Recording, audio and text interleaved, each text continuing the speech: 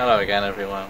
So this is going to be the last video on weapons that I do for a while, and I saved the best till last. It's going to be the katana, the iconic weapon of the samurai warriors, as well as the more modern western kid who watches too much anime.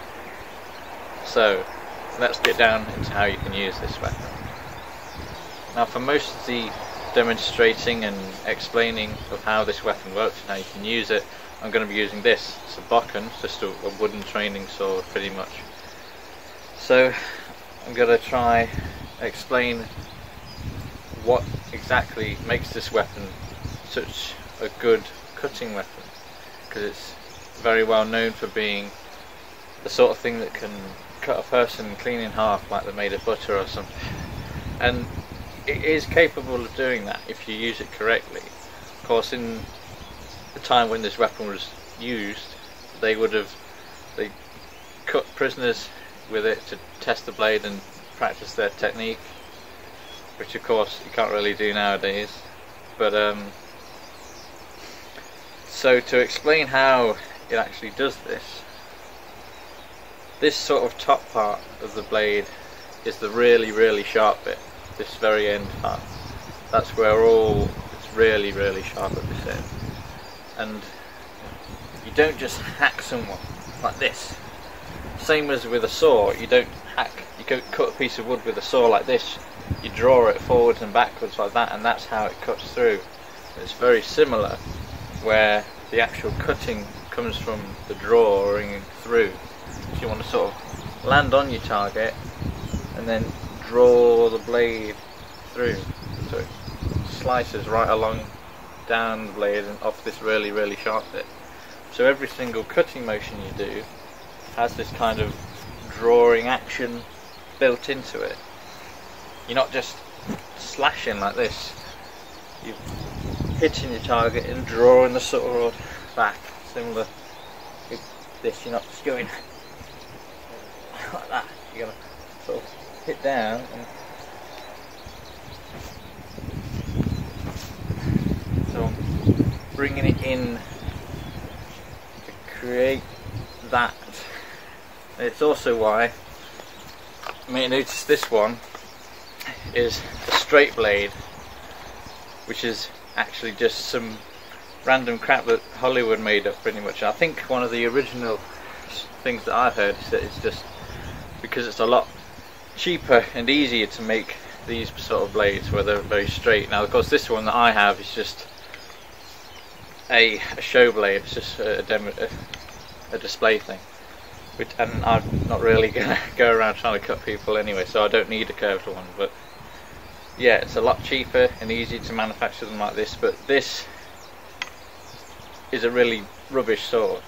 It can't cut in the same way because it's not got that curved edge, it's not going to draw through properly. It's just a really rubbish single bladed thing. It'd be alright for stabbing someone, but other than that this is a pretty rubbish sword. So the thing that makes a katana a good weapon is that curved edge, and gives it lots of cutting power or ability.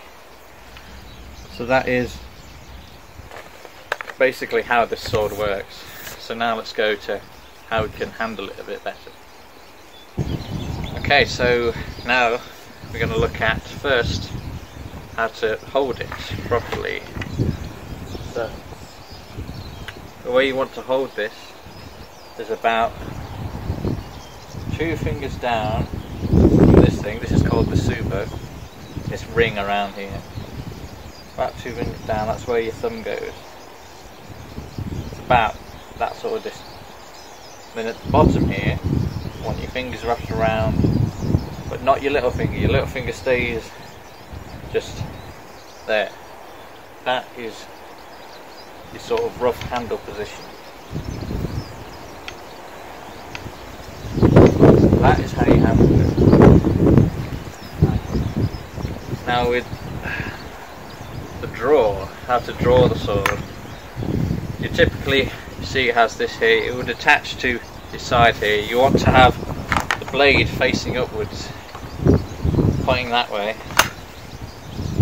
So you'd attach it there, here. So now, if you always step back or step back to the left or step forward with the right, because you want your hips to be turned this way, like this, to the back, in order to get the full length of the sword out of the saya. This is called a saya. It's just a sheath really. The Japanese name doesn't matter too much, but it's interesting to know. But you want to have that extra distance to get the blade out, especially if you remember this was designed by Japanese people. If they're a bit shorter on average, if you have your foot this way around, you're having to try and really extend your arm to get the blade out. So that's why it's always that. So you've always got this hip that has the blade on it back a bit so you can get it out. So when it comes to getting it out, you hold it, well you typically hold it like this. This is where you typically hold it, this thumb on the suba here, to stop it from coming out, sliding out when you do a bow, if you're just practicing. Or if someone tries to grab it off you, you won't be able to fully stop them, but it gives you a bit of time to potentially get it back from them if they're trying to pull it out and stab you with it. So that's there. You'll turn it to the side. This is assuming I'm drawing out this way. You can draw over the top as well. You can come up and draw over the top like this. But if I'm drawing out sideways, I'll turn it sideways so the blade's facing that way.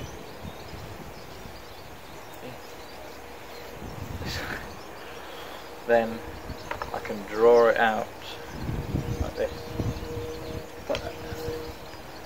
This, and then I can come into whatever sort of stance I want with the blade. Now to put it back, let's say there's this thing called a trabore, and it's basically wiping the blood off the blade. You slash someone, now you want to flick the blood off, so you spin it over like this and flick it like that. So you sort of just rotate, let it go loose in your hand, let it rotate, come over your head, flick it out like that. Flicking the blood off, and you have that there. You could have a rag if you wanted, slide it across here, clean the blade off with the rag. As you're coming out, the tip just hits here, comes in, back, there. That's how you draw, sheath and handle it. So now let's move on to the next stage. Okay, so now we're going to look at a couple of different basic cuts you can do. So we're going to start with a kessigiri, and that is basically just a 45-degree angle downwards cut, sort of shoulder to hip type slash through the body, that sort of thing. So when we practice these cuts, it's typically done in a sort of very kata-like way. You just want to focus on the movement that you're doing. So we sort of start like this, draw the sword out, practice your draw, get that grip, get a nice grip on that. Elbows nice and high like this, and then you'll step forwards and do the cut. Step forwards, do it. So you want to, like I was saying earlier, get that draw it through, pull it towards you as you cut down. Don't just slash it. You're not trying to hack it out, you're trying to draw through so that the blade cuts straight through them as it's going down. And then you cut once, over your head, cut again. You can trabore, practice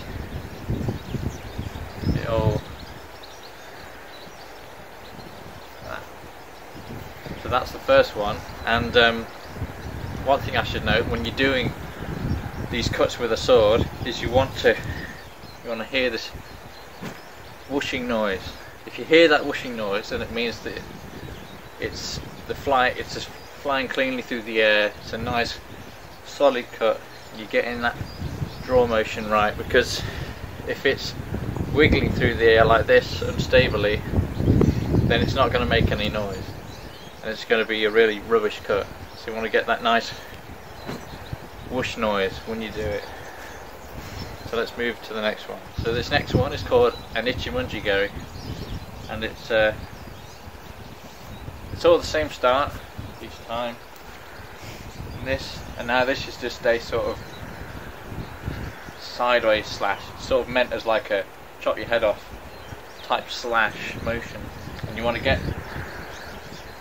use this lower hand to pivot and pull the blade through. That'll help you get much more of a noise, better slash. So you're up here, same position, same sort of starting stance, step forwards, and just go like cut through, chop the head off. Same here, we could do it again. Trabore, draw the sword. So let's move on to the next one. This next one we're going to be doing is called a yo-ho gari. It's like yo-ho, a pirate's thing. No. But this is a 45-degree upward angle cut. So it's the same as like a kesagari, but it's going upwards, same angles. So we'll start from the same thing. Draw out, although this time I can start this way. I'll cross my feet over and do it one-handed like this. One. But you can also do it with the stand from here. Step forwards, come up, and same thing, like that. So it's just same motion, just going up. Try and again use this lower hand to pull the blade, and you can do your trabore as well. So let's move on to the next cut. So this final cut, or like slash attack, is a suriyokigari, and it's just overhead, big slash down. So it's practiced in a very weird and kind of impractical way, but draw your sword out, you kind of bring this foot up, you sort of come like this, you bring it right up over your head, step forwards and down. It's a bit harder, this is the hardest one to get a noise out of, but you can do it if you just really use this motion. So from here, I can hear it, but it might not pick up on there. But straight down. It's the same thing, you're drawing it forwards a bit, pulling it down so you get that effect. But that was the final one of the cuts. Let's move on to the last one, which is a stab. So this last one is called Maroto Suke, and it's just like a stab, a stabbing motion. So Suki means stab, Giri means cut. That's the difference. So with this one, you want to palm on the back, on the butt here, and there, and it doesn't matter whether the blade's facing up or down. You can do it there, you can come up this way, tap it like that, doesn't matter, it's just there, out, in. That's basically the motion. You can practice it, that, come up, like this, step forwards and stab. There's just different ways of practicing it really, but that's basically the sort of 5 different types.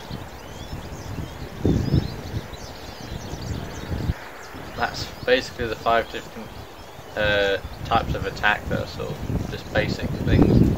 You've got Kasagari this way, Yohogari this way, Ichimunjigari this way, Suryokigari this way, and then Maroto Suke, which is stab.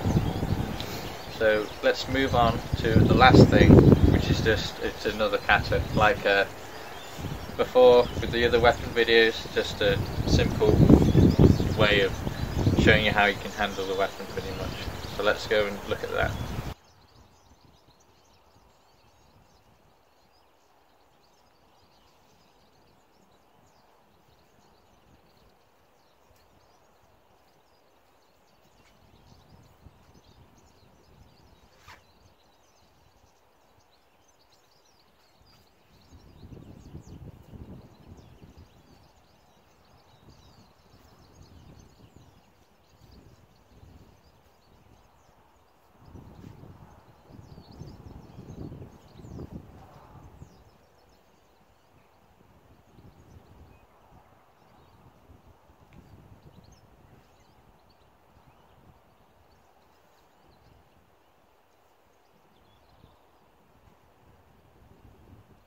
That's pretty much it for today on this video on the most iconic martial art weapon, the katana. Hope you enjoyed the video, and I'll see you next time.